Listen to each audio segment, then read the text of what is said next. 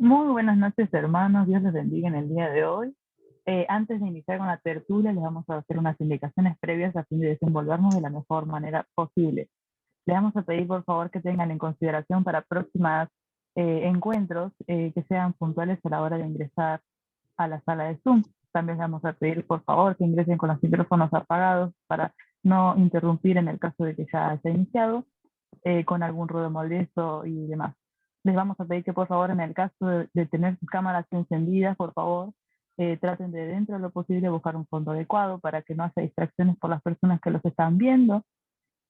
También les vamos a pedir que mantengan sus audios silenciados en el transcurso de la tertulia y que hagan sus preguntas en el tiempo indicado por el expositor para evitar interrupciones en el momento, ¿no?, de la explicación. Buenas noches, Carlito, Dios te bendiga. Bueno, buenas noches tengan todos ustedes. Le damos la bienvenida a nuestra tertulia intelectual. El día de hoy tenemos el tema falsas dicotomías entre lo sagrado y lo secular, la parte número 2. Bueno, muy buenas noches tengan todos ustedes. Sean bienvenidos una vez más por esto organizado por el equipo de intelectuales teístas. Bueno, le damos lugar a la hermana Martina para que nos presente al hermano que nos va a estar acompañando el día de hoy. Bueno, el hermano que va a estar exponiendo el tema del día de hoy es Franklin Colmenares. Les vamos a hacer una presentación a fin de que lo conozcan un poquito. Él es cristiano, está casado y tiene 2 hermosos hijos. Vive en el país de Venezuela y él está graduado en la Escuela de Pensamiento y Educación Cristiana. Actualmente lleva junto con su esposa adelante un ministerio relacionado con la familia y con la educación, y es integrante de nuestro querido equipo de intelectuales teístas. Bendiciones, hermano Franklin, Dios le bendiga. Tiene la palabra. Qué bueno estar aquí. Me alegra mucho poder compartir con ustedes esta bendición. Y bueno, espero que todos los que están presentes acá podamos aprender muchísimo hoy. Quiero comenzar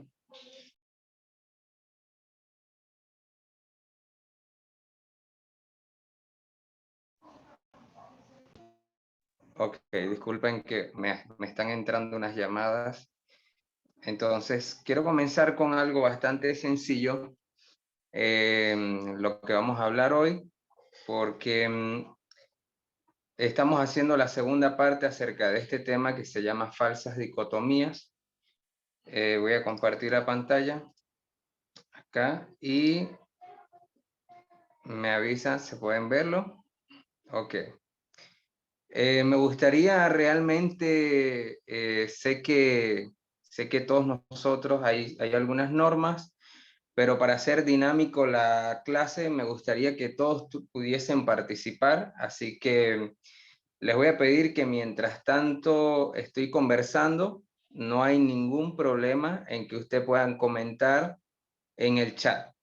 No, lo que sí les pido, no abran los micrófonos, porque si no voy a escuchar distorsionado y al final no se va a escuchar nada. Entonces me gustaría que si van a participar lo pudieran hacer en el chat. Yo tengo el chat aquí abierto para ver cualquier cosa que ustedes estén escribiendo y de esa manera podamos interactuar. ¿Por qué? Porque me gusta que hagan preguntas y si los voy a pedir, hagan todas las preguntas posibles, todas las preguntas que quieran referente a este tema. Que no sea de otro tema, no veo fútbol, no sé nada de béisbol, de deporte, no sé nada sobre otras personas, influencers, ni nada de eso, solamente sobre este tema, se lo voy a agradecer. Entonces, cualquier pregunta que tengan o cualquier comentario, me gustaría que lo pudieran dejar en el chat. Entonces, me gustaría principalmente conocerlos para romper un poco el hielo, saber de qué país, de qué ciudad nos están viendo. Si lo pueden escribir ahí en el chat, porfa. Escriban ahí en el chat de qué ciudad nos están viendo. Por acá veo que está mi hermana Francis, fiel compañera, la familia nunca te abandona. Mi hermana me está viendo de Argentina. Ya varias veces he hablado sobre este tema de las falsas dicotomías. Carlita Díaz, muy bien, Carla, bendiciones, un abrazo. Desde Argentina, Buenos Aires, Camila y Román, Muy bien, de Paraná, excelente, pronto nos veremos por allá, Camila y Román. El Dorado, Argentina, qué bueno, Colombia, qué bueno, Víctor, me alegra. Desde Quito, Ecuador, me alegra Veracruz, México, excelente. Me alegra mucho conocerlos. Argentina, Pereira, Colombia, excelente. Muy bien, bueno, quiero que sepan que esta es la segunda parte de este tema. Realmente es un tema muy extenso, pero es extenso principalmente porque es uno de mis favoritos para enseñar.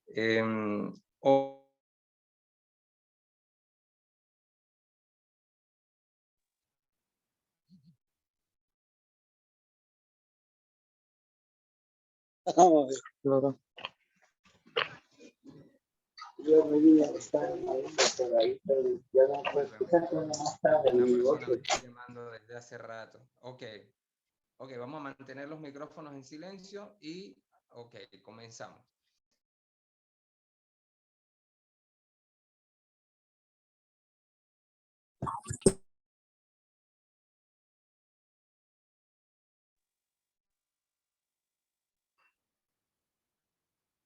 Ok, ahora sí. Wow, discúlpenme, una persona me llama y me llama. Nunca me llaman y ahora me van a llamar justo ahora. Ok, ahora sí. Vamos a arrancar la segunda parte de este tema. Y en esta segunda parte me gustaría hacer, antes que nada, un pequeño repaso de lo que ya hemos venido conversando acerca de este tema. Y el repaso es porque necesito que todos estemos a la par. Me gustaría que escribiesen en el chat quiénes estuvieron en la primera parte de esta clase. Me gustaría que lo escribieran ahí en el chat. Quienes estuvieron en la primera parte, digan sí o no, si estuvieron o no estuvieron. Se escucha abajo. Wow, no sé por qué será. Ok, muy bien. Los que estuvieron presentes, me gustaría que lo escribieran allí en el chat. De pronto algo en mi teléfono, no sé si todavía se escucha abajo, cualquier cosa pueden escribirlo allí. Ok, algunos no estuvieron, no estuve en la primera, no estuve, ok. Yaniel, un abrazo, un abrazo mi hermano. Primera vez, se escucha abajo. Ok, vamos a ver cómo se resuelve lo del sonido, no sé por qué será que se escucha abajo, pero bueno. Ok, voy a comenzar. En la primera oportunidad, que hablamos que existe unas falsas dicotomías, sobre todo la más fuerte e importante, que es entre lo sagrado y lo secular. Esa dicotomía tuvo un origen desde tiempos muy antiguos, desde la filosofía griega. Comentábamos la vez anterior por qué se produjo desde la filosofía griega, porque los judíos, ellos no son filósofos como tal, son filósofos en un segundo orden. Otro día podemos hablar sobre eso, pero en la filosofía judía no hay una dicotomía entre las cosas sagradas y las cosas seculares. Debido a las revelaciones que ha dado Dios a través de su palabra y a través de sus profetas, esta dicotomía no existía entre el pueblo judío. Por lo tanto, esta dicotomía parte desde los filósofos griegos. Principalmente comienza desde Homero, cuando publica sus escritos sobre la Ilíada, la Odisea, y da a conocer por primera vez de forma escrita a los dioses griegos. Y luego se genera una controversia 200 años después con el filósofo griego, uy, se me fue el nombre, Tales de Mileto. Tales de Mileto y la escuela jónica comienzan a refutar las ideas de la existencia de dioses, de dioses del Olimpo, de toda la existencia de algún mundo espiritual. y él comienza a enseñar de que solamente existe un mundo físico, a lo que llamamos nosotros secular. Más adelante otros filósofos comienzan a adoptar esta idea, como sus estudiantes, Anaximandro, Anaxímenes y muchos otros filósofos. Luego, tiempo después, otros filósofos como Sócrates trataron de hacer un ligero contraste entre ambos pensamientos, de la misma manera que hicieron tanto mostrar la existencia de un mundo espiritual como de un mundo físico. En el caso de Sócrates no se enfocó en las deidades espirituales, sino más bien en la existencia de ciertos valores como la felicidad, la paz, la paciencia, etc. Pero luego de esto, otro filósofo muy importante, alumno de Sócrates, Platón, comienza a llevarlo a un punto más elevado acerca de la existencia de un mundo espiritual al cual él atribuyó el mundo de las formas, lo llamó así, el mundo de las formas, etcétera. No quisiera extenderme en ese punto porque lo pueden ver, si no me equivoco, en la grabación anterior, y ahí pueden ver todo acerca de la idea platónica de una dicotomía entre las cosas sagradas y seculares. El punto central sobre la falsa dicotomía entre lo sagrado y secular, de lo que hablamos la clase pasada, se basaba en que estas ideas poco a poco fueron incluyéndose dentro de la iglesia cristiana. Ese es el punto central. La idea de las cosas sagradas y seculares se fue sumergiendo dentro del pensamiento de la iglesia cristiana. Comentábamos acerca de algunos predicadores quienes antes de abrazar el cristianismo fueron filósofos griegos o estudiaron filosofía de parte de los griegos. Uno de ellos es Filón el judío, un judío que había estudiado en las escuelas filosóficas de Platón, quien comenzó y tenía un gran popularidad en Alejandría en el segundo siglo, y este predicador cristiano, maestro, comenzó a implantar o a mezclar las filosofías platónicas junto con el cristianismo. Para él, el cristianismo era como la revelación completa acerca del platonismo. Lo que no dijeron los filósofos griegos, lo dijeron los cristianos en las palabras correctas. Él comenzó a enseñarlo y a explicarlo de una forma más sencilla para él. Luego, ese mismo pensamiento o esa misma forma la adquirieron otros predicadores como Agustín de Hipona, Tomás de Aquino, Clemente de Alejandría, quienes fueron personas que vienen de un trasfondo de la filosofía platónica también.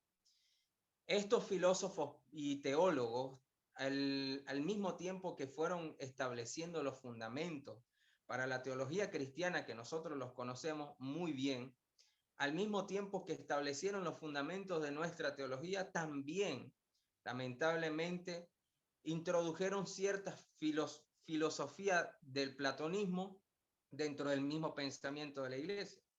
Nosotros lo vemos, por ejemplo, en Agustín de Hipona. Agustín de Hipona, él era el cabeza de uno de los monasterios más exigentes que existían en la iglesia del siglo XI, XII, XIII hasta el XV, que es el monasterio agustiniano, quien él procuraba que las personas tuviesen una vida, o quienes se dedicaban al Señor tuviesen una vida completamente separada de las cosas mundanas o de las cosas seculares para nosotros. Ese pensamiento se fue extendiendo en gran manera. En cierto sentido, Agustín de Hipona lo llamó la vida contemplativa y la vida activa. La vida contemplativa se basaba en la vida en la separación total de las cosas mundanas y solamente contemplar las cosas espirituales a través de la oración, del estudio de la Biblia, la traducción de documentos cristianos, etc. Y la vida activa era la vida que llevaban las personas comunes y corrientes, que también eran cristianos, pero que solamente tenían una vida ordinaria, en el sentido de que trabajaban, se dedicaban a sus familias, etc. Eso fue la idea básica de Agustín de Hipona en el siglo XI, XII, XIII y XIV, que formó parte del pensamiento cristiano hasta el día de hoy. Hoy en día nosotros vamos a poder ver esa relación que existe con esta falsa dicotomía en muchas iglesias, cuando nosotros obviamente como iglesia separamos las cosas sagradas y las seculares, música sagrada, música secular, estudios seculares, estudios espirituales, etc. Normalmente nosotros creemos como misioneros, por ejemplo, solemos escuchar a un misionero que dice, yo soy un misionero a tiempo completo, otros dicen, yo soy misionero a tiempo parcial, etc. Cuando en realidad solamente existe un solo tiempo para la obra del Señor, el cual es un tiempo completo. Nosotros siempre estamos sirviéndole al Señor, sea donde sea que nosotros estemos. Desde esa perspectiva no existe un tiempo completo, tiempo parcial. Siempre estamos sirviéndole al Señor. Tanto las personas que están dentro del mundo de la economía, como los que están en el mundo de la política, los que están en sus hogares, sus familias, aquellas mujeres que son amas de casa, ellas también están sirviendo al Señor dentro de sus hogares. Aquellos que están en una empresa o en una mina, etcétera. Donde quiera que se encuentre un cristiano está sirviéndole al Señor. Hoy vamos a hablar acerca de otra de esas dicotomías que existen, que son resultado y consecuencia de la misma dicotomía que ya hemos venido hablando acerca de lo sagrado y secular. Entonces, como consecuencia de esa dicotomía sagrado y secular, nos encontramos con una nueva dicotomía, la llamamos cerebro y corazón. Esa dicotomía de separar las cosas que sentimos de las cosas que pensamos.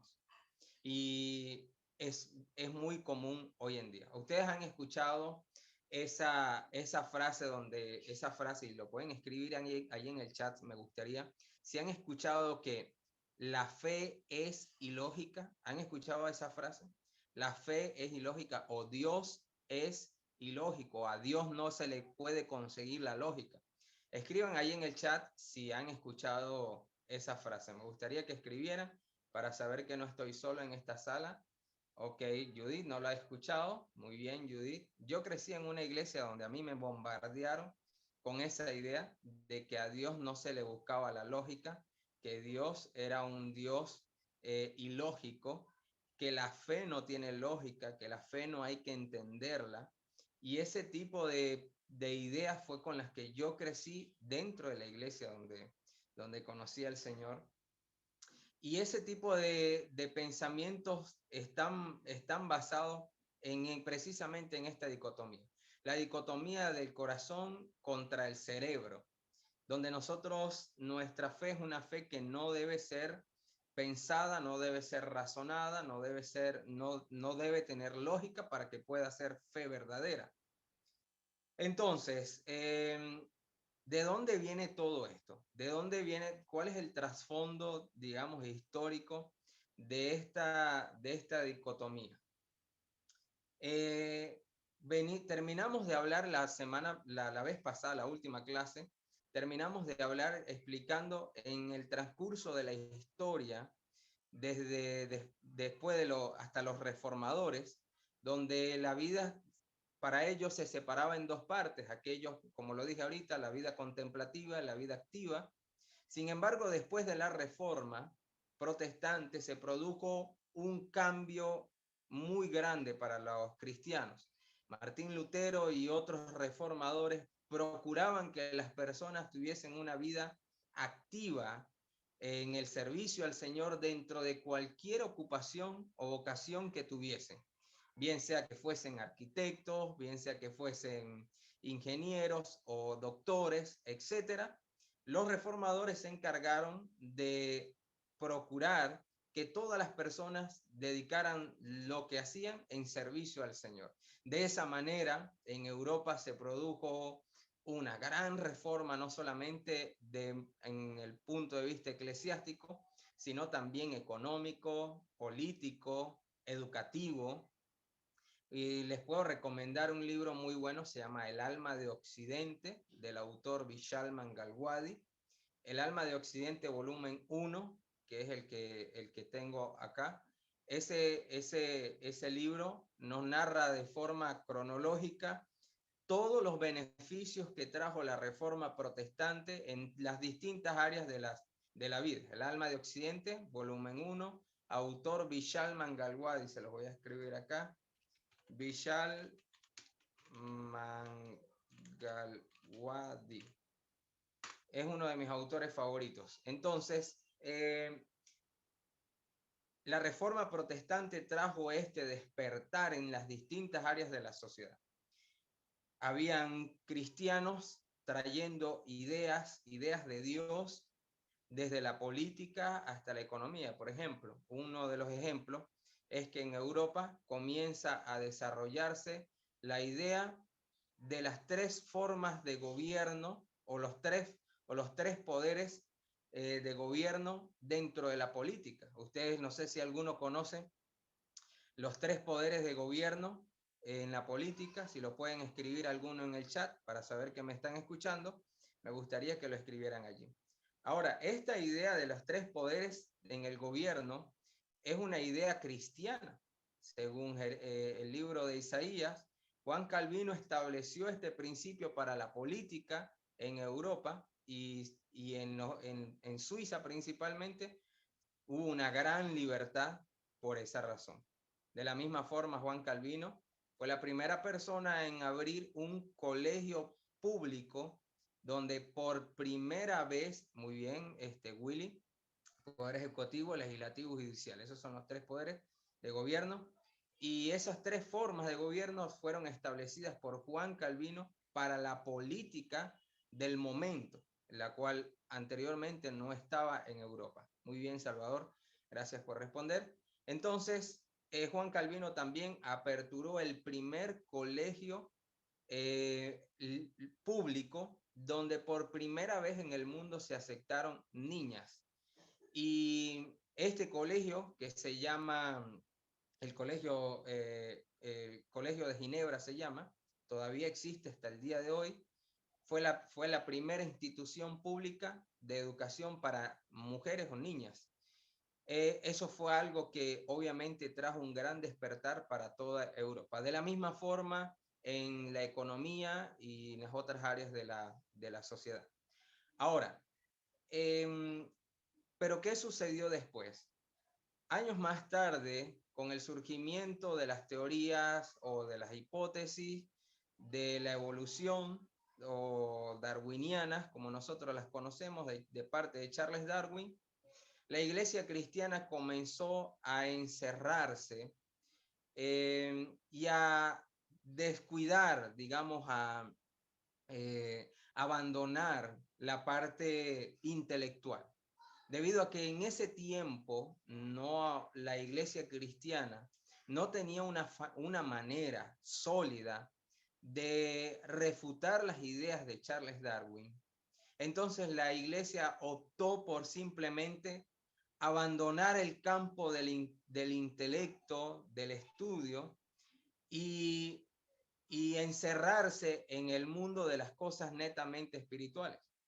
Ahora, recordemos que para el siglo XVIII, siglo XIX, inicio del siglo XIX, otro de los grandes resultados de la Reforma Protestante fue el nacimiento de la modernidad a través de los grandes filósofos que existieron, como René Descartes, como John Locke y otros grandes filósofos, quienes a través de sus teorías filosóficas plantearon ideas que le dieron libertad al ser humano para comenzar a establecer proyectos en cada una de las áreas de la sociedad de manera que el ser humano pudiera desarrollarse a pasos mucho más rápidos. Cualquiera diría, bueno, pero las ideas de estos filósofos no parecen muy cristianas hoy en día.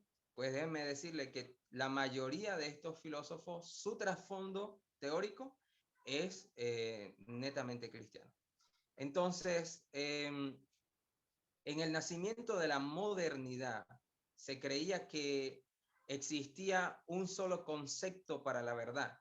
La verdad es absoluta, la verdad es objetiva, la verdad no depende de una u otra persona. Si alguno de ustedes sabe de lo que estoy hablando, pues se va a identificar con respecto al marco histórico que estamos hablando. Y eso va a ser muy importante para lo que vamos a resaltar acerca de esta dicotomía. Eso era lo que se creía en ese mundo, en ese tiempo de la historia. Un solo concepto de la verdad. Pero más adelante, con el surgimiento de las hipótesis evolucionistas, la iglesia comenzó a abandonar este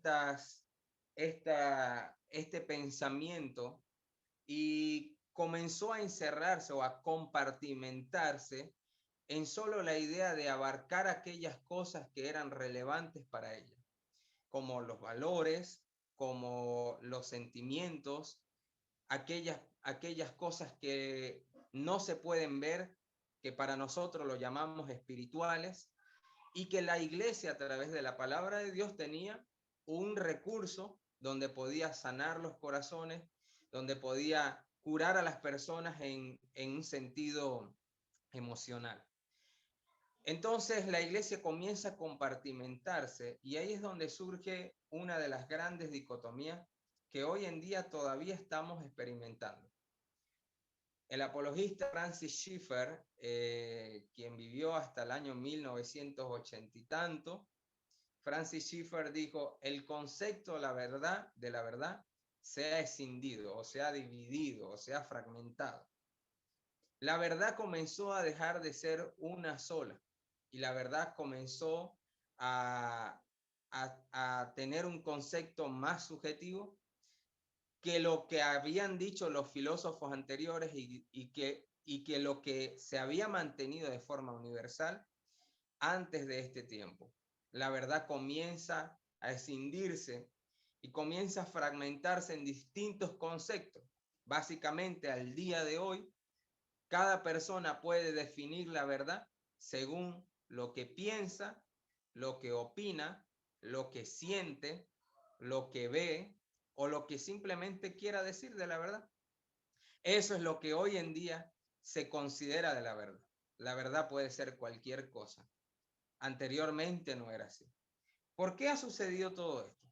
¿Por qué el cambio universal acerca del concepto de la verdad? ¿Por qué ese cambio tan importante? Recordemos lo que la Biblia nos dice cuando nos recuerda que la iglesia es columna y baluarte de la verdad.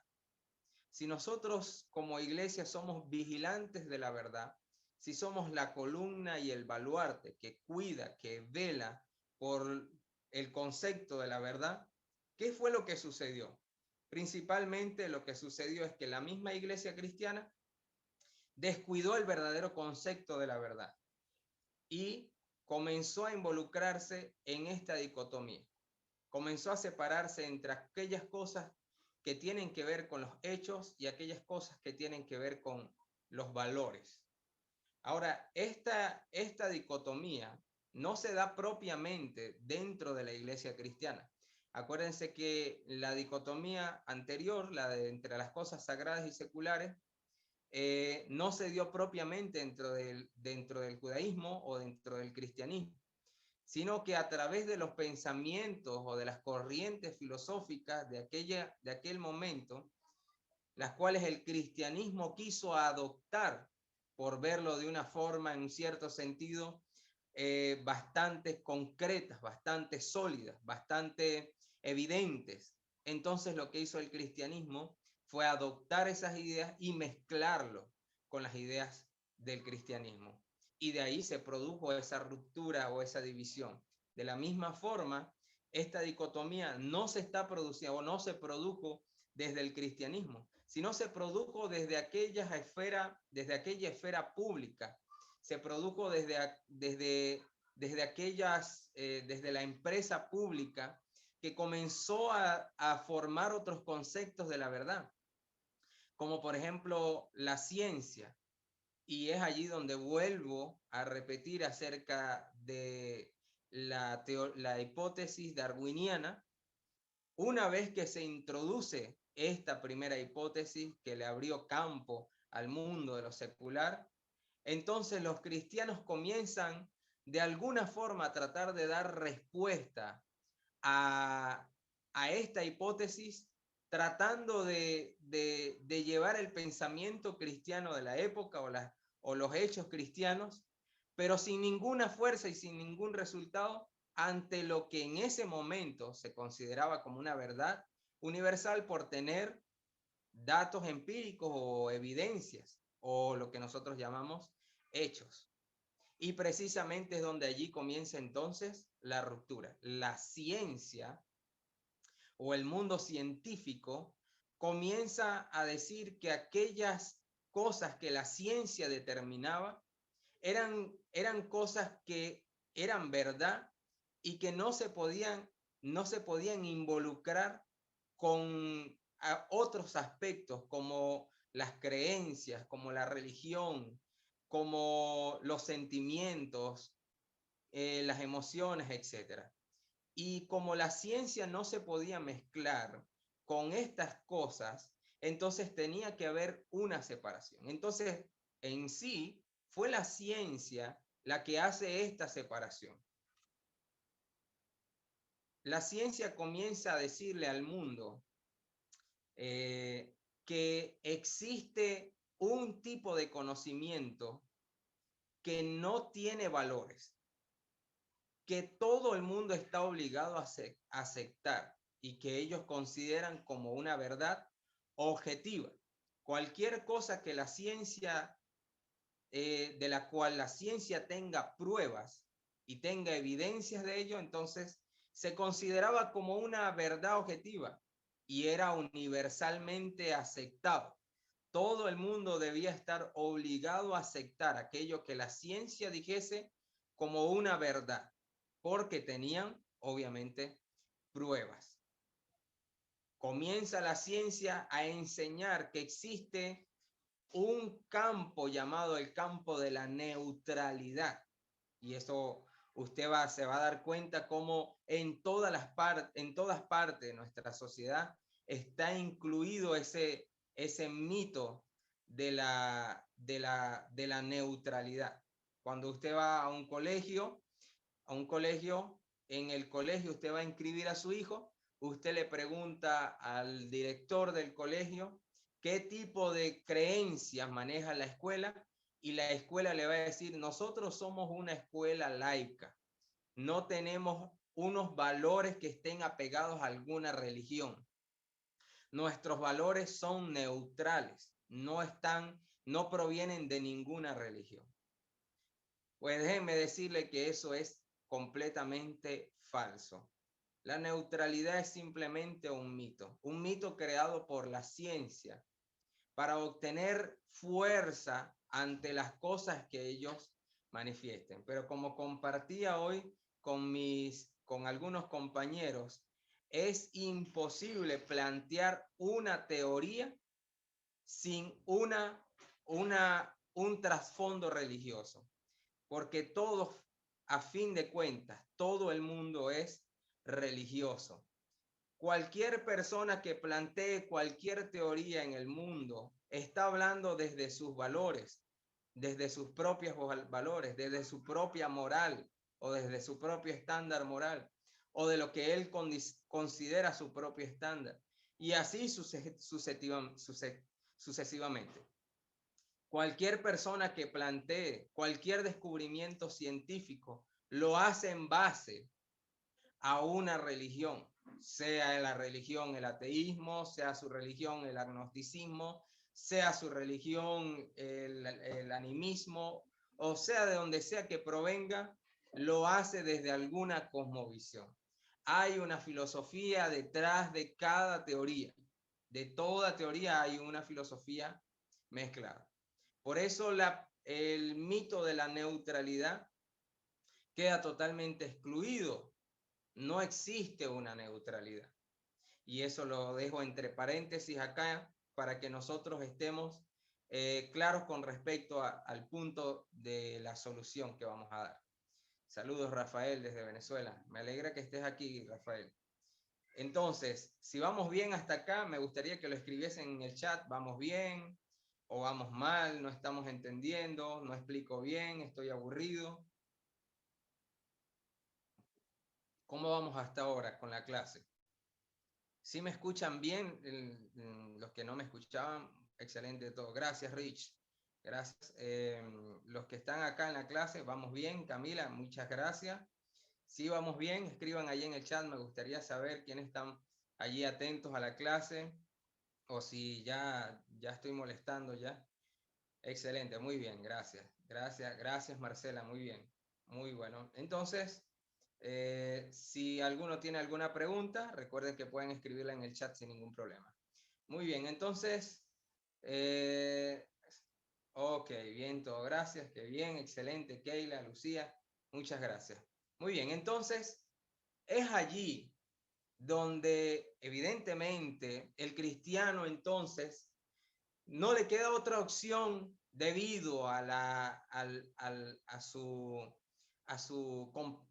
que se compartimentó del campo científico, del campo intelectual el cristiano, y la verdad es que la historia de cómo el cristiano se compartimentó o descuidó o se hizo antiintelectual es una historia bastante larga, la cual me gustaría contarles, pero que no hay suficiente tiempo ahorita.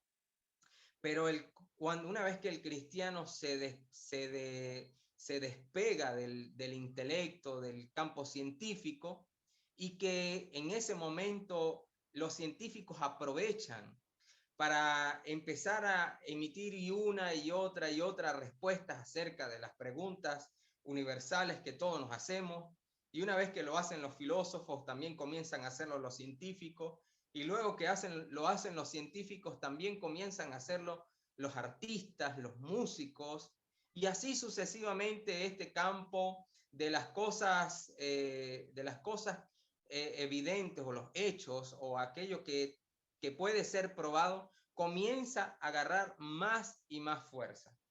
Al cristiano no le queda más opción que simplemente comenzar a encerrarse más en su campo y comienza a quedarse solamente en la esfera del valor. Francis Schaeffer comentaba, él hacía una especie de dibujo en donde nuestra mente comienza a encerrarse o compartimentarse en dos partes. Y él nos decía que nos imaginemos que existe una casa de 2 pisos, de 2 plantas. En el fondo de la pantalla, de la diapositiva, van a ver una casa de 2 plantas, la planta baja y la primera planta.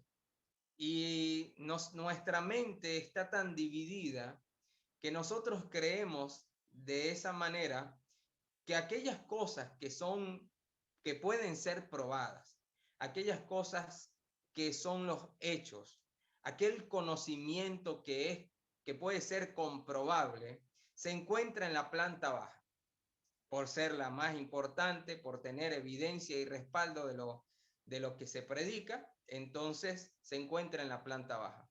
Y los cristianos, lo que se predica o lo que tiene relevancia para el cristiano está en el primer piso. En el primer piso donde se encuentran solo los valores.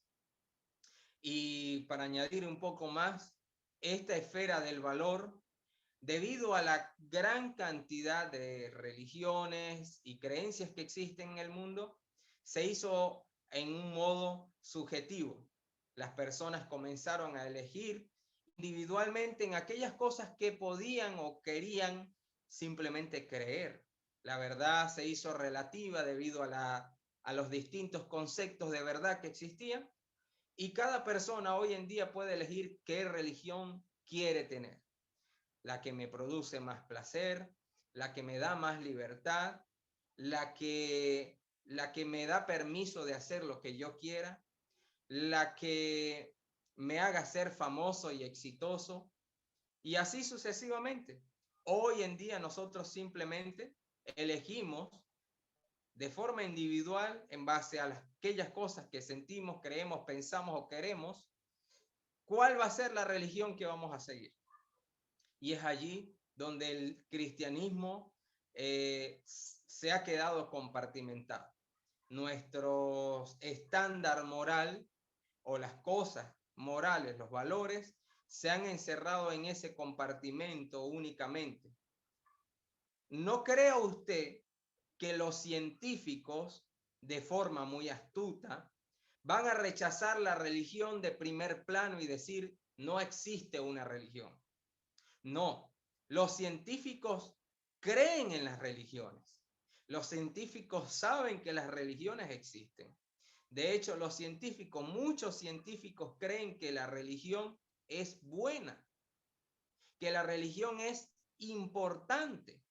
Y de hecho, los científicos van a decirle a usted que ellos respetan su religión. Eso es lo que van a decir los científicos hoy en día. O cualquier persona que se encuentre dentro de la esfera de los hechos, como políticos y economistas también, le van a decir, yo respeto la esfera de las religiones, yo respeto que cada persona tenga una religión, que cada persona tenga una creencia, eso es individual, eso es único, cada persona puede escoger qué religión va a obtener, tanto científicos como pseudocientíficos. De hecho, los pseudocientíficos aún más, porque intentan mezclar ambas cosas, intentan hacer una mezcla de las cosas del valor y de los hechos, pero lo hacen en base a aspectos ficticios o imaginativos. No, obviamente por eso se llama pseudociencia. Bien, entonces tanto científicos como pseudocientíficos van a aceptar de que la religión es buena. Obviamente no todos, hay científicos que rechazan la religión de primera, pero la forma en que ellos introdujeron esta dicotomía de forma tan perspicaz y tan audaz fue no rechazando la religión de primero, sino simplemente aceptándola, pero aceptándola no dentro del campo de ellos, sino como una esfera aparte de ellos, fuera de aquello que puede ser comprobado, fuera de aquello que tiene evidencia, fuera de aquello que es empírico, fuera de todo eso, ellos aceptan la religión. Cuando un científico regresa a su casa y ve a su familia, abraza a sus hijos, abraza a su esposo, a su esposa, ellos están abrazando un tipo de religión. Un tipo de religión. Un verdadero científico es creyente de Dios, cualquier otro es un payaso. La ciencia es Dios, por eso lo digo, un verdadero científico. Pero sabemos que hoy en día no tenemos verdaderos científicos, o tenemos muy pocos. Entonces, cuando un científico llega a su casa, llega y abraza a su familia, está abrazando un tipo de religión, está abrazando algún tipo de idea. Pero esos valores que él abraza en ese momento, ese amor, esa felicidad, esa tranquilidad, esa paz, la deja en su casa una vez que nuevamente regresa a su laboratorio. Eso es lo que hace el científico. De la misma forma, el cristiano, cuando va a la iglesia, abraza los valores espirituales que ha descubierto a través de la palabra de Dios, los cuales son el amor, la paz, el gozo, esa hermandad, esa fraternidad que hay dentro de nuestras iglesias tan bonita. Pero una vez que sale de la iglesia, deja los valores. Y cuando ese cristiano de 20 años de edad va a la universidad, se encuentra con la esfera de los hechos y abraza la esfera de los hechos. Una esfera, entre comillas, neutral, donde el cristiano piensa que no está involucrando ningún concepto filosófico, donde el cristiano piensa que sus ideas religiosas no pueden ser mezcladas con lo que la ciencia dice que es verdadero. Hay que ver que los científicos más ricos e influyentes son miembros de sectas satanistas. Puede ser, es posible. Entonces, ese cristiano va al aula de la universidad y piensa de que sus ideales cristianos quedaron fuera del salón de clases, quedaron dentro de la iglesia, y que en ese momento simplemente debe aceptar cualquier cosa que la ciencia le esté indicando, o que los valores, o que los datos le esté indicando, y aceptar eso como una verdad, aunque estos datos o estos descubrimientos estén contrapuestos a su religión. Como por ejemplo, hoy en día en las universidades se enseña claramente el socialismo y el comunismo, y son cientos los cristianos que están dentro de la universidad que aceptan estas ideas izquierdistas como una verdad solo porque un profesor se los está diciendo. Un profesor que es graduado, que tiene doctorados y títulos y diplomados, les está diciendo que el socialismo y el comunismo es verdad. Y entonces este joven se convierte en un comunista de lunes a sábado y en un cristiano los domingos cuando va a la iglesia. Suele pasar cuando no hay una buena base teológica, precisamente, y por eso estamos acá. Entonces, nos han enseñado en el transcurso del tiempo a que nosotros tengamos que separar estas cosas. Las cosas que se pueden comprobar, que son los hechos, y las cosas que no se pueden comprobar si no son cosas espirituales, como los valores. Y esos valores los hemos convertido en subjetivos de elección individual. Y por eso es que hoy en día, dentro de la misma religión, existe un relativismo. Entonces, ¿cuál ha sido la consecuencia de ese tipo de pensamiento? La consecuencia es que los cristianos no saben cómo llevar su fe al campo de lo público. Y aquí se desprende otra dicotomía más: las cosas públicas y las cosas privadas.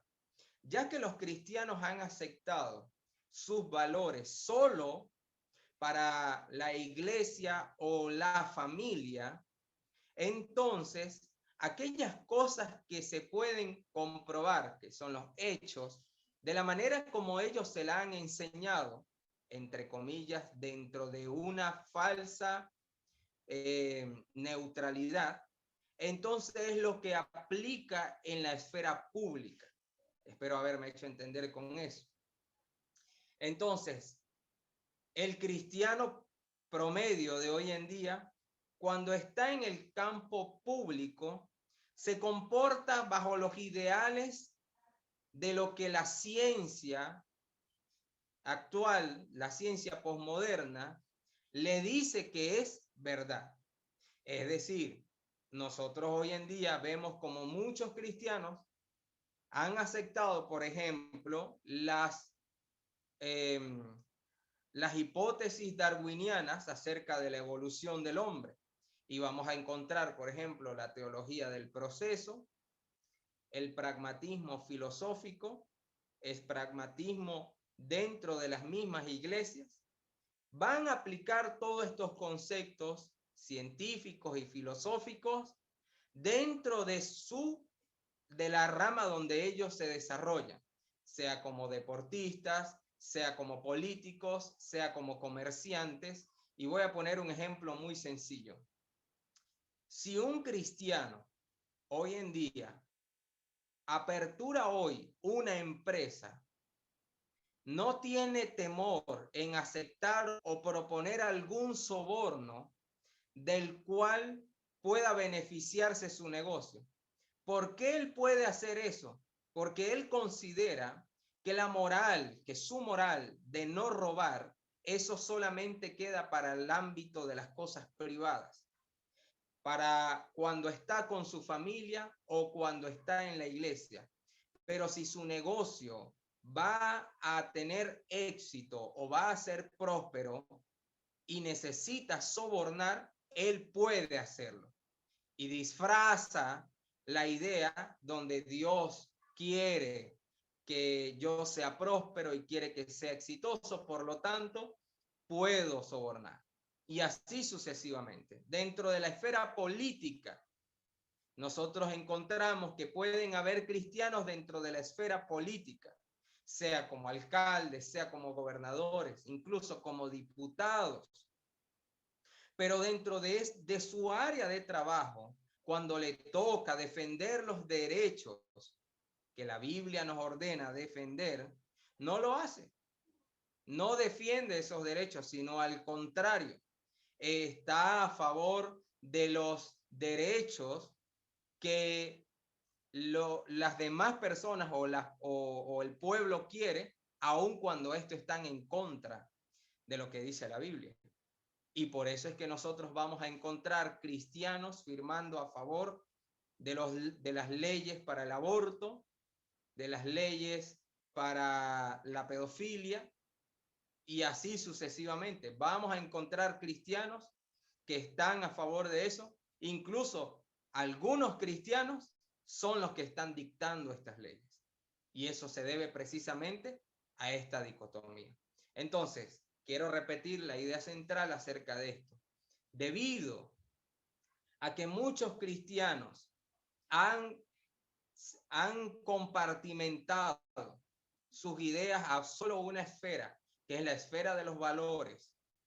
Como consecuencia, una vez que tienen que llevar su fe y sus creencias al ámbito público, no pueden hacerlo. ¿Por qué? Porque sus ideas están contrapuestas a aquellas cosas que el público demanda o el público desea. Evidentemente, si usted es un político, usted va a ser un mal político una vez que usted establezca como ley principal no la libertad de religión, sino el cristianismo como religión verdadera. No el aborto, sino el derecho a la vida.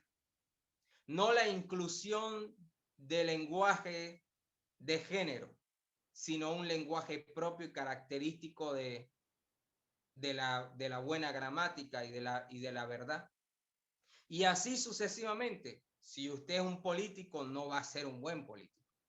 Si usted quiere ser un gran empresario reconocido y exitoso, difícilmente lo logres si tienes que hacer lo correcto siempre. Aquellos que alcanzan el éxito de forma más rápida y de forma más extravagante son aquellos que se dan fácilmente a los sobornos, a las mentiras, a la balanza desajustada, etc. Y por esa razón es que estos alcanzan un éxito mucho más rápido. Si usted es un artista, evidentemente usted tiene que negociar sus principios para poder alcanzar la fama mucho más rápido. Y estoy hablando de cristianos. Usted entonces tendrá que negociar esos principios y decir, bueno, ahora voy a hacer videos bailando en traje de baño para poder hacerme más famosa. Pero no importa, porque al final de cuentas estoy cantando una canción cristiana y estoy hablando de Jesús. Porque yo salga bailando en traje de baño o en tanga, porque al final estoy hablando de Jesús. Y entonces deba negociar sus principios y negociar su fe y negociar lo que usted cree para poder tener éxito en el campo de los públicos. Pero como hay cristianos que son fieles a la Escritura, que son fieles a lo que han creído y les cuesta desarrollarse en el ámbito público, entonces deciden simplemente crecer en el área privada, crecer en la parte de ministerialmente o eclesiásticamente y crecer en el ámbito familiar, que estas son las áreas privadas que nosotros tenemos. Entonces tengo una buena familia, una familia de Dios, pero no puedo enseñarle a otras personas cómo tener una buena familia, porque no he aprendido a manejar redes sociales, no he aprendido hacer uso de un buen marketing, no tengo estrategias de mercadeo, no conozco sobre administración financiera, no conozco sobre otras herramientas que me puedan y que puedan ayudarme a introducir mis ideas en el campo público. Y por eso siempre me quedo en lo privado. O incluso dentro de la iglesia sucede así. Entonces, en todos los ejemplos que le estoy dando, usted va a encontrar toda esta dicotomía de las cosas públicas y de las cosas privadas, que son consecuencia de simplemente haber separado aquellas cosas que son evidentes o los hechos de los valores. Mi propuesta hoy es sencilla, así como dijo Michael Cohen, dijo, solo recuperando una concepción holística de la verdad, podemos liberar el evangelio para que sea una fuerza redentora en todas las áreas de la sociedad. ¿Qué significa holístico? Los que no estuvieron en la primera clase. Holístico es una palabra que viene del griego que significa una parte de un todo. Entonces, ¿qué es lo que está proponiendo Michael Cohen? Él está proponiendo que nosotros tengamos una perspectiva, una cosmovisión del cristianismo, que nosotros tengamos una idea completa acerca del cristianismo y de la verdad, que nosotros pensemos en la verdad cuando estemos haciendo ciencia, pensemos en la verdad cuando estemos haciendo política, cuando estemos haciendo economía, pensemos en la verdad cuando estemos haciendo música, o estemos en la radio, o estemos haciendo videos, etcétera.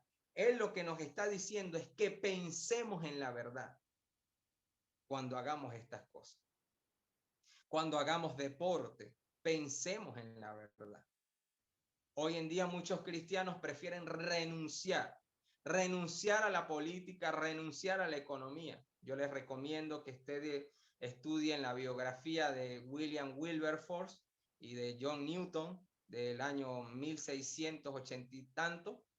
Les recomiendo que ustedes estudien esta historia tan bonita. Creo que ahí está una película que se llama Amazing Grace. No sé si está en YouTube, pero pueden buscarla. Amazing Grace se llama la película. John Newton es el autor del himno Amazing Grace y fue el pastor y consejero de William Wilberforce, quien fue el político cristiano que en el Parlamento inglés introdujo la ley de la trata de esclavos y de la esclavitud. Él fue el político encargado de eso, una lucha de 40 años que al final lo llevó hasta la muerte, pero que por fin logró el cometido, logró abolir la ley de trata de esclavos. Y eso fue una gran victoria, tanto para el cristianismo como para el mundo entero. Entonces, le invito a que usted pueda tener un pensamiento holístico. ¿Cómo nosotros podemos tener a ver, en la Escuela de Pensamiento y Cosmovisión Cristiana para Transformación se le dice razonar nuestra fe? Muy bien, muy bien. Sí, razonar la fe. Muy bien. Qué bueno, Enio. Entonces, ¿cómo nosotros cómo podemos tener una concepción holística de la verdad? La forma de obtener una concepción holística de la verdad es primero teniendo la verdad. Los cristianos, lo bueno es que usted ya hoy posee la verdad. Si usted es cristiano y está acá, ya usted posee la verdad. La verdad está en la palabra, en la Biblia que usted tiene en su mano. Allí se encuentra la verdad. La verdad que Dios ha protegido, ha velado, ha cuidado, ha escrito, y que usted, por esa misericordia y providencia, la puede tener hoy. Lo primero es que usted debe tener la verdad. Debe conocer la verdad, pero no debe conocer una parte de la verdad, sino debe conocer toda la verdad. Desde Génesis a Apocalipsis. Debe conocer toda la verdad. Debe saber que la verdad es una verdad completa para todas las áreas de su vida. Y una vez que usted conozca la verdad, leyendo la Biblia, teniendo una relación y una comunión con Dios a través de la oración, entonces usted pueda hacer uso de su intelecto para comprender o como dijo Ennio Infante, para razonar las ideas que aparecen en la Biblia. Le recomiendo, por ejemplo, que usted empiece desde mañana a razonar la primera idea que se encuentra en Génesis capítulo 1, versículo número 1. En el principio creó Dios. Y cuando usted empiece a razonar esas ideas, entonces usted va a descubrir un sinfín de sabiduría que puede serle útil, no solamente para usted tener una buena vida, sino para glorificar el nombre de Dios, el cual es el sentido último o el propósito de nuestra existencia. Por lo tanto, para poder obtener esa concepción holística de la verdad, estudie la verdad, conozca la verdad, razone esas verdades. ¿Qué significa razonar? La palabra razonar es como encontrar el hilo, es como deshilachar algo, desmenuzar, esmechar algo, hasta que llegue hasta un pequeño hilo, descubrir la raíz de las cosas, llegar a la raíz o la esencia de las cosas. Cuando usted lea la Biblia, entonces procure llegar a la raíz de las cosas, por lo menos hasta lo que le da la mente para hacerlo. Ok, entonces, solamente de esa manera, cuando nosotros descubramos como cristianos de que esa verdad bíblica tiene un interés gigantesco, no solamente para las cosas que están dentro de la esfera del valor o de nuestro estándar moral, como lo hacen los mandamientos, bien lo hacen, hablándonos acerca de el valor y la dignidad de la vida, hablándonos acerca de la verdad propia, la honra, el honor, el respeto, la defensa de las propiedades privadas, etc. No solamente la Biblia tiene un sentido de importancia sobre esas áreas de nuestra vida, también lo hace para otras áreas, tanto para el área gubernamental como las leyes. Ya lo hablamos, que en Isaías nos habla sobre las tres formas o las tres formas de poder que se ejecutan desde el gobierno: el poder legislativo, el poder ejecutivo, el poder judicial. Es un pensamiento que ya viene de la Biblia. Y así sucesivamente, también para los artistas. La Biblia tiene una gran importancia para todas estas cosas. Y solamente la vamos a descubrir haciendo buscando las ideas y razonando las ideas a partir de la verdad. De esa manera, entonces, nosotros vamos a poder hacer que el evangelio no solamente se convierta en una fuerza para nuestra alma, para nuestro espíritu, sino para toda la sociedad, reformando no solamente la iglesia, sino toda una sociedad entera, como lo hicieron los reformadores. Una vez que reformaron la iglesia, no solamente se conformaron con ella, sino que establecieron principios a través de lo que de sus credos, de sus confesiones, de sus escritos, de sus libros, de sus acciones. Ellos reformaron también otras áreas, como ya lo mencionamos en un principio. De esa misma forma, nosotros también, comenzando desde una reforma interna en nuestro corazón, en nuestro carácter, en nuestra conducta, en nuestro intelecto, también entonces es necesario que nosotros hagamos una reforma externa en aquellas cosas que son visibles, tanto en el campo científico como en el campo político, en el económico. Nosotros traigamos una reforma en ello, estableciendo esos principios de los que nos habla la Biblia en esas áreas. Y entonces de esa forma vamos a redimir todas las áreas de la sociedad, de manera que todas las personas en todo lo que hagamos puedan ver el propósito de Dios, puedan ver la gloria de Dios, como dice Habacuc 2:14, porque la tierra será llena del conocimiento de la gloria de Dios, así como las aguas cubren la mar. Entonces, mi invitación para ustedes hoy es que podamos romper poco a poco, todas esas concepciones que tenemos compartimentadas, todas esas presunciones que tenemos compartimentadas acerca de las cosas públicas, como las que llamamos seculares, como las cosas que son evidentes y de aquellas que podemos conocer a través de las evidencias y los hechos, como aquellas cosas que solamente podemos abrazar de una forma espiritual. Que podamos hacer ese rompimiento.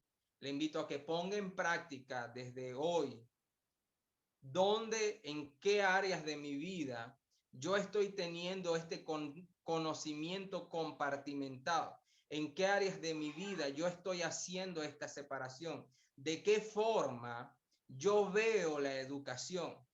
Cuando voy a mi escuela, no sé si alguno está estudiando, no sé si alguna persona está estudiando acá en la universidad, pero cuando usted va a la universidad, usted debe relacionar el conocimiento que le imparte su profesor y contrastarlo con la Biblia y decir, realmente, Abel Alejandro, Abel, ¿qué estudias, Abel? Judy, ¿qué estudias? Yo estudio en la Universidad Francis. Francis está estudiando arte. Muy bien, vamos a poner el ejemplo de Francis, ya que es mi hermana y si la insulto, ella no va a tener problema con eso. Es broma. Ok, psicología. Muy bien, Judith. Qué bueno, me alegra mucho. Muy bien. Voy a poner el ejemplo de Francis para el arte. Cuando nosotros estamos frente a nuestro profesor y nuestro profesor nos invita a que hagamos una pintura y nos invita a que hagamos esa pintura de forma que nosotros podamos expresar nuestros sentimientos, nuestras emociones. Pero cuando hacemos eso, él nos invita a que no reprimamos ningún deseo de nuestra imaginación y que imprimamos cualquier cosa que se nos venga a la mente en esa pintura. Muy bien. Nosotros pudiésemos decir, ok, qué interesante la idea que propone el profesor. Sin embargo, vamos a razonar bíblicamente la propuesta del profesor. Mi profesor me está invitando a hacer arte partiendo de mi imaginación. Vamos a razonar. ¿Qué es mi imaginación? La Biblia dice en Génesis 6:5 que todo designio y todo pensamiento del hombre es de continuo y solamente hacer el mal. Por lo tanto, si mi pensamiento y mi imaginación no está regulado, óigase bien lo que estoy diciendo, si mi pensamiento y mi imaginación no está regulado por algún estándar moral absoluto, entonces yo puedo y yo voy literalmente a imaginar cualquier perversidad que me pase por la cabeza. Eso es lo que voy a dibujar. Y cualquier perversidad puede ser desde un ámbito ficticio, fantasioso, sexual, depravado, es lo que yo voy a pintar. Ahora, usted habrá podido hacer el arte del siglo y su pintura hoy puede valer 50 millones de dólares. Pero le pregunto algo, ¿cuánto vale esa pintura para Dios? A ver si mi hermana me está escuchando, si puede responder. ¿Cuánto valdrá esa pintura para Dios? Yo creo que lo primero que pudiera hacer Dios es agarrar esa pintura y lanzarla a lo profundo del mar, porque no sirve para nada. Por lo tanto, si yo voy a hacer arte, el arte que yo voy a hacer, siempre que sea de mi imaginación, de un sueño, de donde provenga, debe estar regulado en base a nuestro estándar moral, que es la Biblia. Así sucesivamente. Eso es un punto inicial. Obviamente existen muchos otros puntos, como el realismo dentro del arte, el realismo. Si voy a pintar algo abstracto, yo no puedo dibujar o hacer cualquier forma abstracta. De hecho, hay otro principio muy importante que regula nuestro comportamiento a la hora de hacer arte y de adorar a Dios al mismo tiempo, que es el segundo mandamiento de la Biblia. No te harás imagen de las cosas que están en los cielos, ni en la tierra, ni debajo de la tierra, porque yo soy Jehová tu Dios, fuerte y celoso, que visita la maldad de los hombres por 1000 generaciones. Eso es lo que dice el segundo mandamiento. De tal manera que entonces el arte y mi imaginación para yo adorar a Dios está regulado por el segundo mandamiento de la Biblia. Y si yo me escapo de eso, automáticamente estoy pecando, estoy transgrediendo la ley y merezco el juicio de Dios. Muy bien.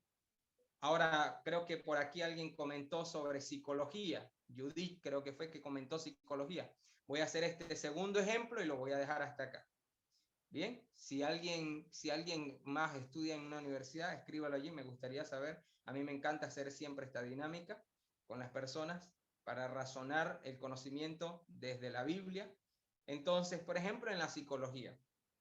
Nosotros conocemos que la psicología es el estudio de la mente y el pensamiento del hombre. Ahora, si para yo, si yo estoy haciendo digamos, yo tengo un paciente con problemas psicológicos, está teniendo sueños perversos, digamos, y esos sueños lo inquietan a él, lo atormentan, no sabe cómo hacer.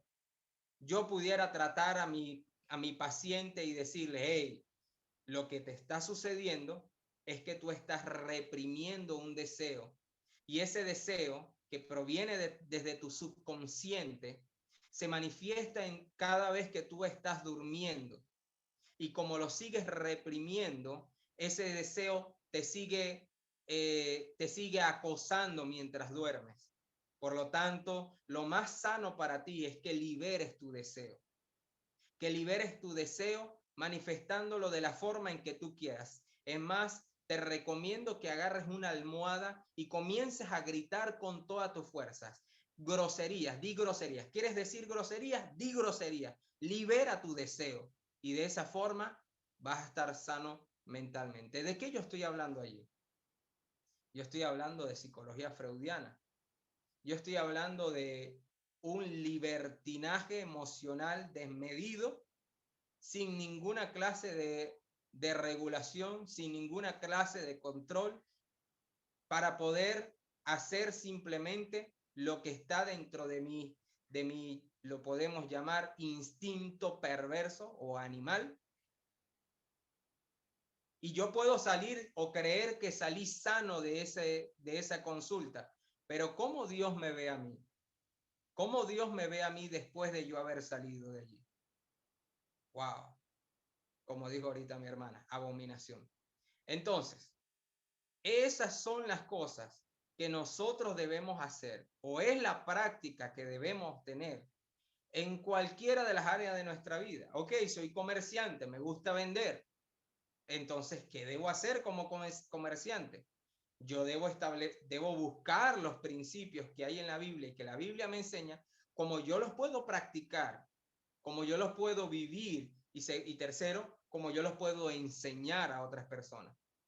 Como comerciante, en la ley tienes mandamientos de cómo debes tratar a tu cliente, cómo debes atender una llamada, cómo debes atender a un cliente cuando te visita, cómo debe ser un comportamiento servicial, atento, respetando la dignidad humana, etcétera. Esos son los principios que nos muestra la Biblia. Ahora, en segundo lugar, de forma administrativa, tiene que ser una balanza equilibrada. No puedes colocar precios que sean exagerados, ni precios donde también vayas a perder tu capital. No puedes colocar ese tipo de precios. Y así sucesivamente. Todos esos principios se encuentran dentro de la palabra de Dios. Y de esa manera, entonces tú puedes redimir la economía, al menos desde donde tú estás. Y de esa forma llevas los principios cristianos a la esfera pública. Lo mismo deben hacer los políticos, deportistas, lo mismo deben hacer aquellos que son artistas. Muy bien, a ver, Lucía dice, yo no le ejerzo, pero tengo un conflicto porque siento que el que verdaderamente sana es Dios y que su palabra es suficiente para vivir plenamente. Sin embargo, por lo que está diciendo el profesor de hoy, sí la puedo ejercer, pero bajo los principios bíblicos. A ver, Lucía, por supuesto, me imagino, creo que te refieres a la psicología, me imagino, pero sí lo puedes ejercer desde una perspectiva bíblica. La psicología es amplia, no está limitada a la clínica. Por supuesto, yo solamente doy un ejemplo en la parte clínica. Igual, en la parte de educación, si le ejerces la psicología desde la parte educativa, pues precisamente tienes principios en la Biblia que regulan el comportamiento, la metodología de cómo debes poner en práctica eso. Si una persona hace psicología educativa en los colegios y su comportamiento, su metodología no es regulada por la Biblia, obviamente está cometiendo un pecado porque está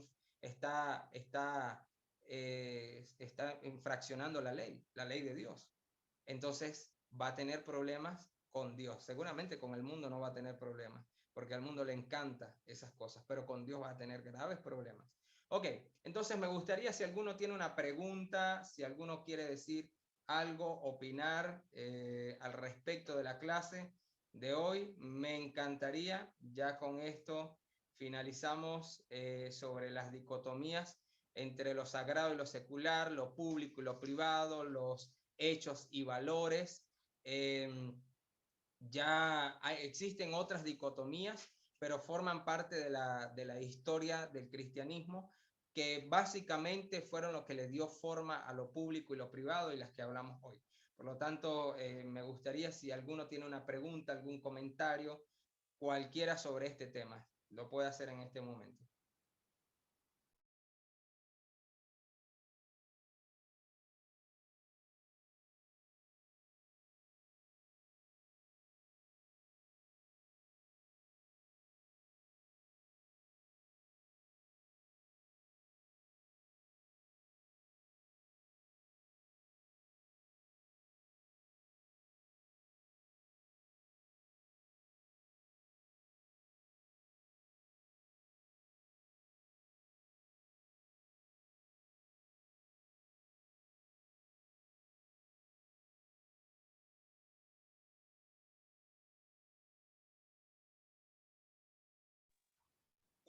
Muy bien, quisiera recomendar este libro, se lo ven allí, se llama Verdad Total. El libro, parte de lo que hoy les he hablado se encuentra en este libro. Parte de lo que hoy les he comentado se encuentra en este libro, Verdad Total, de Nancy Pearcey. Ustedes lo pueden comprar. Es un libro bastante grueso, tiene 500 páginas de lectura y 150 páginas de glosario de contenido con preguntas acerca de la lectura y eso. También les recomiendo otro libro que se llama Supuestos y estilos de vida, del doctor Christian Oberman. Supuestos y estilos de vida. También les recomiendo ese libro. Se los voy a dejar.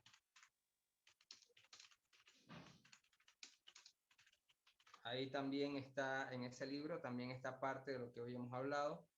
También les recomiendo otro libro que se llama Discipulando Naciones. Se lo voy a escribir acá.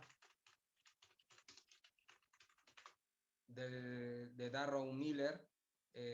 Y cualquier libro de Darrow Miller. O también les recomiendo el libro que se llama Vida, Trabajo y Vocación.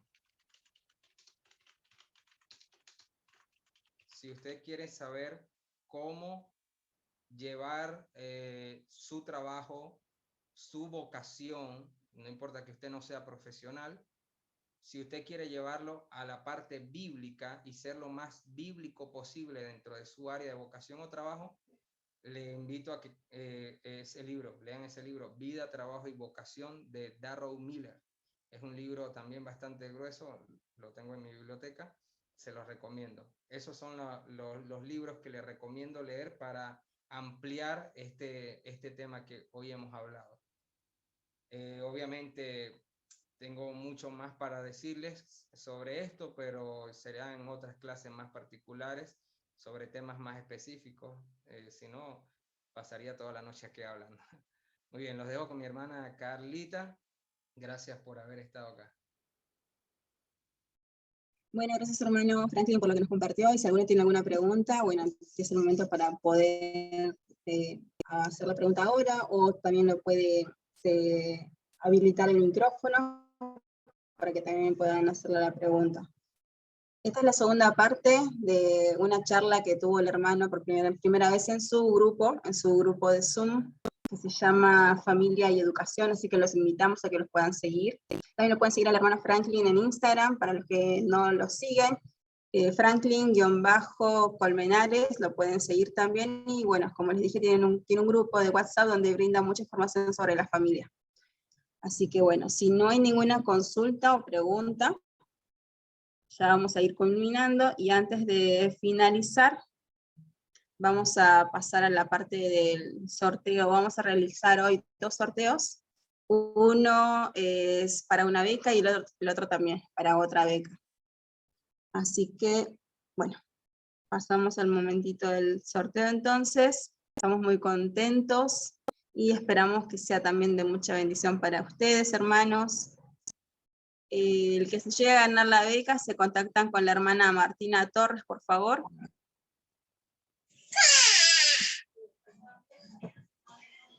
Escucho un baby por ahí.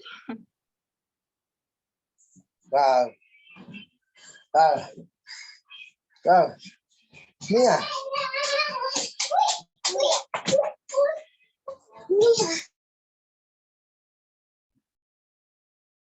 Bueno, entonces vamos a la cuenta regresiva. Mientras piensan si tienen alguna preguntita, vamos con la primera beca. La cuenta de 3, 2, 1, y la hermana Lucía Pérez es quien se gana la beca para estudiar en Artian Academy. Si está presente, diga acá estoy presente, por favor. En el mes de noviembre hay 3 materias, Presente. una se llama hinduismo y budismo. Uy, felicidades hermana, Dios te bendiga. Así, Muchas gracias a ustedes.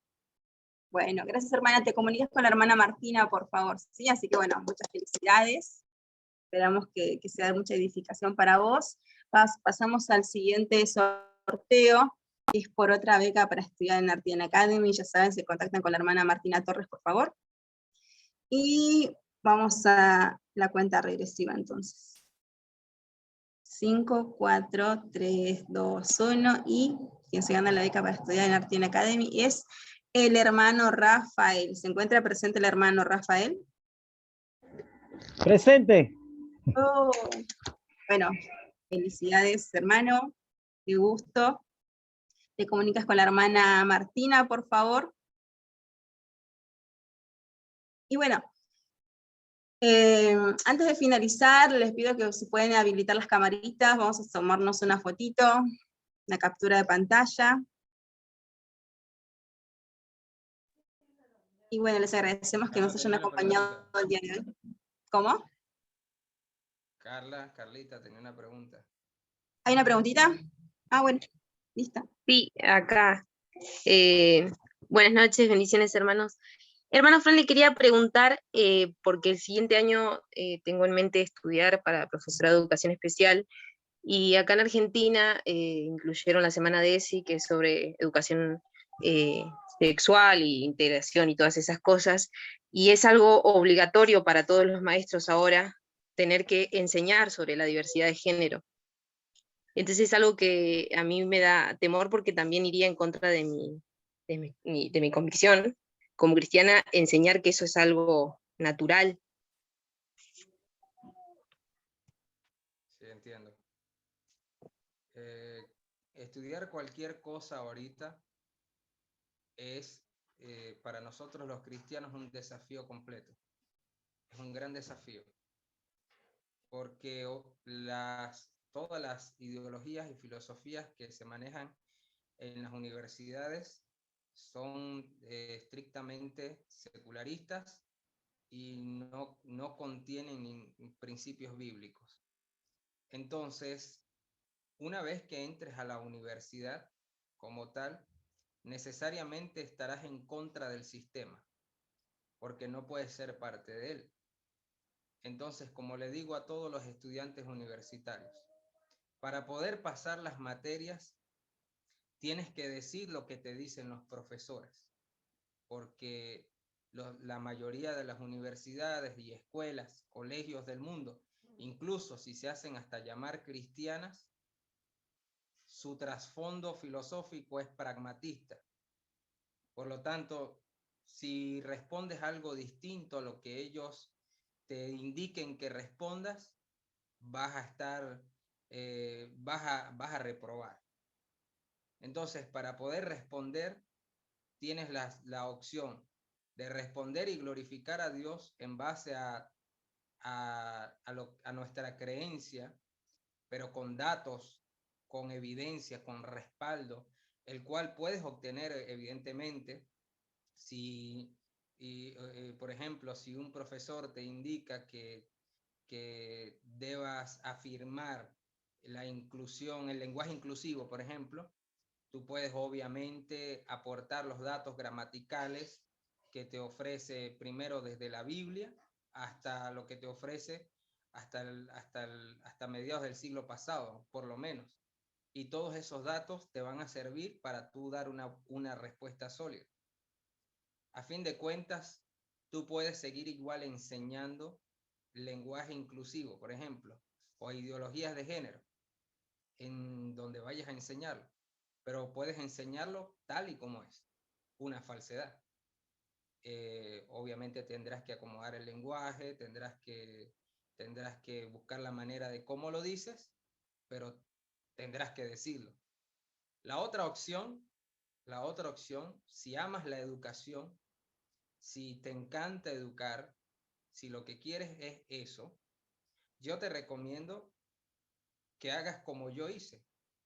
Yo amo educar, amo enseñar, pero yo no podía estar dentro de una universidad, pasar 5 años aceptando las filosofías de ellos y acomodándome al sistema. Yo no lo podía hacer porque me iba a morir yo o enciendo la universidad. Por lo tanto, lo que yo hice fue simplemente prepararme como educador en academias, en institutos con una filosofía cristiana. Te recomiendo la Escuela de Pensamiento Cristiano, donde yo saqué mi diplomado como maestro. Te recomiendo la Escuela de Pensamiento Cristiano, de Maestro para las Naciones, de Jucún.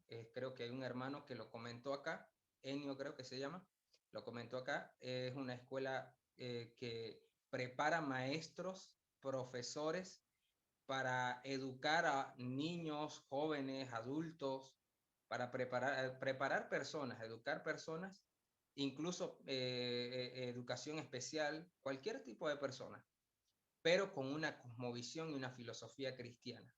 Esa sería mi recomendación. De esa manera, no vas a tener un título universitario como licenciado o etcétera para el mundo, pero vas a hacer lo que a Dios le agrada y te vas a sentir bien haciéndolo. O sea, que no te contraten en una universidad como profesora o maestra o en un colegio como profesora o maestra, pero nadie dice que te vas a quedar sin hacer nada por eso. Puedes abrir tu propia escuela en tu casa, una escuela para niños, o no sé cómo le llaman en Argentina, acá le llaman guardería, aquí le dicen guardería, entonces puedes abrir una guardería, lo cual, por cierto, tengo un proyecto junto con mi hermana de llevar a hacerlo en Argentina el tiempo que voy a estar allá.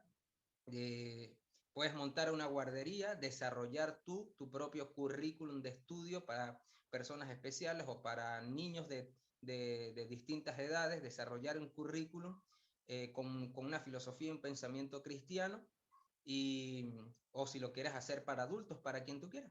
Puedes hacer una guardería, puedes abrir una escuela, puedes dar clase en alguna escuela donde acepten la forma como tú lo haces, etc. Esa es mi recomendación. Muchísimas gracias, hermano.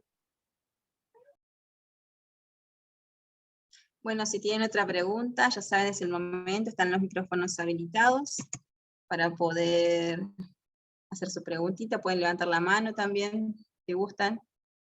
Bueno, en el caso de que ya no hubieran preguntitas, entonces estaríamos culminando lo que sería el día de hoy con la tertulia. Hay una mano levantada, por favor, hermano, abra su micrófono y pregúntenos. Buenas noches. Me llamó la atención cuando el hermano hablaba sobre el arte y el cuidado que debe tener el artista en su diseño, ¿no? Que no vaya a estar violando o interfiriendo con uno de los mandamientos de la ley, el segundo, no te harás imagen. Y al parecer la intención allí del mandamiento como parece que es como no hacerse imágenes para ser adorada. Entonces no sé si el hermano ponente pudiera ampliar un poquito allí ese punto.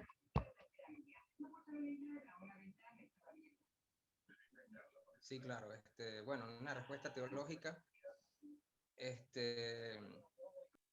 Sí, las imágenes que nosotros hagamos no pueden ser adoradas, ni veneradas, ni rendirle culto a ellas.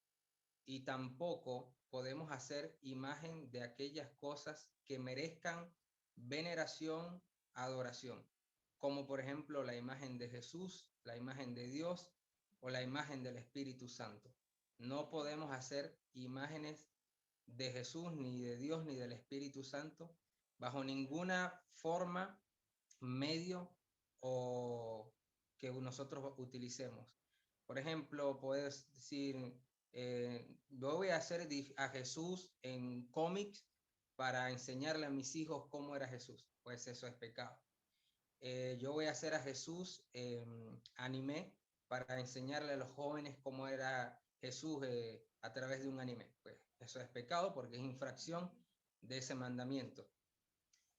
Nadie puede dibujar a Jesús por ser una divinidad, primero porque nadie sabe cómo era Jesús realmente, ni nadie sabe cómo es Dios, ni nadie sabe cómo es el Espíritu Santo, y obviamente Dios, el Espíritu Santo y Jesús requiere y exige y demanda una adoración, una veneración. Por lo tanto, hacer una imagen de ellas requeriría adorarlas, y eso sería pecado. Entonces, no debemos hacer imágenes de ellos, ni en películas, ni en series, ni en dibujitos, ni en ninguna forma como lo hagamos. Y de las imágenes que nosotros hagamos, obviamente no debemos adorarlas porque solo a nuestro Dios adoraremos y solamente a Él rendiremos culto. Eso es lo que está mencionado en el pasaje. En mi iglesia nosotros enseñamos esto y hay muchos hermanos que son diseñadores gráficos, los cuales en la primera enseñanza fue un gran choque con ellos porque están acostumbrados como diseñadores hacer dibujos de Jesús, imágenes, etc. Ellos obviamente tuvieron que reconocer que estaban mal y arrepentirse de ese pecado. No podemos hacer. Aquí una persona pregunta si las Biblias ilustradas no se pueden comprar por tener dibujos de Jesús. La respuesta sencilla, simple y rápida es: las puedes comprar y les quitas la imagen de Jesús. Si las tienes, quítale la imagen de Jesús porque debes enseñarle al propietario, de pronto si es tu hijo o un sobrino, debes enseñarle que no debemos hacer imágenes de Jesús. Propiamente, si vas a escoger una Biblia, antes de comprarla, preferible que no la compres y no gastes dinero en algo que vayas a tener que romper o tapar. Entonces es preferible que a tus hijos les compres una Biblia normal, común y corriente, porque es la misma palabra de Dios. Mis hijos, yo hago así, mis hijos tienen una Biblia normal, una Biblia, la que llamamos misionera. Espero haber respondido, hermano. Gracias, hermano. Bueno, listo, si hubiera otra pregunta también, ya saben, pueden levantar la mano. Igual ya hemos completado la 1:30 que teníamos programado el día de hoy, pero bueno, si no hay otra consultita, tomamos una fotito y bueno, culminamos, ¿sí? Ok, puedan activar sus camaritas, se los agradeceríamos muchísimo. Y vamos a guardar esto y subirlo a nuestros espacios de Instagram.